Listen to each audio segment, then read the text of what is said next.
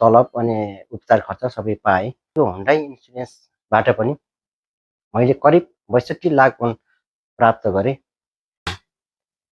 नमस्ते, म अमृत पाठक, हुन्डा इन्सुरेन्स दक्षिण कोरिया। मेरो मुख्य उद्देश्य दक्षिण कोरियामा रहनुहुने सम्पूर्ण विदेशीहरू, नेपाली दाजुभाइहरू लगायत सम्पूर्णलाई यो दक्षिण कोरियामा गरिने बिमा प्रणाली जुन सिल्बी र छोङाप छ त्यसको बारेमा जानकारी गराउनु हो। रोग लागेमा, चटपटक लागेमा अथवा दुर्घटना भएमा हुन्डा इन्सुरेन्सले उपचार खर्च कसरी कभर गर्छ भन्ने यहाँहरू जानकारी गराउने क्रममा आज मसँग हुनुहुन्छ राम भाइ।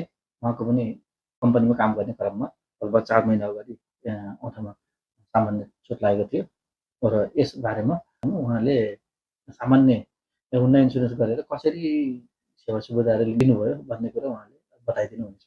नमस्ते यहाँहरू सम्पूर्णमा। मेरो नाम चाहिँ राम केसी, हाल दक्षिण कोरिया। म यहाँहरू समक्ष एउटा सानो अनुभव सुनाउन आएको।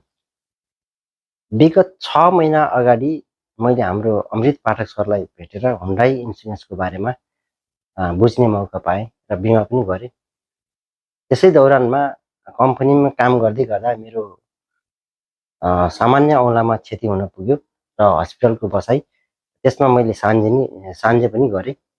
सान्जे मार्फत क्षतिपूर्ति स्वरूप तलब अनि उपचार खर्च सबै पाएँ र मैले गरेको हुन्डाई इन्सुरेन्सबाट पनि मैले करिब 62 लाख प्राप्त गरेँ। मैले यो सन्देशमूलक भिडियो बनाउनुको उद्देश्य के हो भने जति पनि कोरियामा हुनुहुन्छ नेपाली दाजुभाइ तथा दिदीबहिनीहरू, रोग लागेर चाहे दुर्घटना होस्, चाहे रोग होस्, चाहे अरू अन्य बिरामी होस्, बिरामी भएर उपचार गर्दै गर्दा क्षति पैसाको लागि, शरीर त क्षति नै भयो तर पैसाको लागि फेरि अरू पनि साथीहरूसँग हात फैलाउनु भन्दा आफूले आफ्नो लागि बिमा गरेर सुरक्षित हुन उपयुक्त देख्छु मैले।